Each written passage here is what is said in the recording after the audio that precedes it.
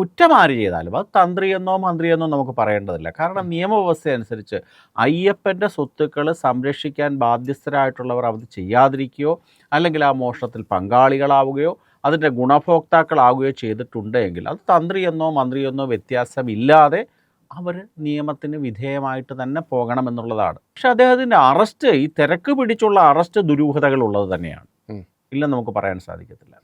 കാരണം ഈ ദേവസ്വം ബോർഡ് എന്ന് പറയുന്ന സംവിധാനത്തിലെ പ്രധാനപ്പെട്ട പോസ്റ്റ് വഹിക്കുന്ന ദേവസ്വം ബോർഡ് അംഗമായിട്ടുള്ള ശങ്കർ ദാസിനെ ഇപ്പോഴും പുറത്താണ്. സുപ്രീം കോടതി അദ്ദേഹം പോയിട്ട് റിമാർക്സ് മേടിച്ച ആളാണ്.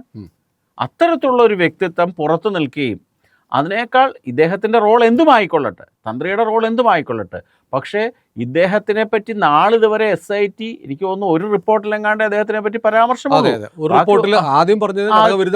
അതെ, അത്തരത്തിലുള്ള ഒരു വ്യക്തിയെ തിരക്ക് പിടിച്ച് ഈ ശബരിമലയിലെ മകരവിളക്കിൻ്റെ ഈ ഒരു സാഹചര്യത്തിൽ കൊണ്ട് അറസ്റ്റ് ചെയ്തതിൽ ഒരു ദുരൂഹതയുണ്ട്. മിനിഞ്ഞാന്നാണ് ഇത് എൻഫോഴ്സ്മെന്റ് ഇതിന്റെ ക്രൈം രജിസ്റ്റർ ചെയ്തു. ED ക്രൈം രജിസ്റ്റർ ചെയ്തപ്പോൾ എനിക്ക് തോന്നുന്നു ഇടതുപക്ഷത്തിന് കൂടെ ആദ്യ കൂടി ഇതിന്റെ ചർച്ച വഴിതെറ്റിക്കണം, അല്ലെ ചർച്ച മന്ത്രിസഭയിലേക്കോ അല്ലെങ്കിൽ CPMലേക്കോ പോകാതെ പൊതുസമൂഹം തന്ത്രിയിലേക്ക് ഇതിന്റെ ടാർഗറ്റ് ഉണ്ടാകണമെന്നുള്ള ലക്ഷ്യത്തോടു കൂടിയാണ് തിരക്ക് പിടിച്ച് ഈ തന്ത്രിയെ അറസ്റ്റ് ചെയ്യുന്നത്.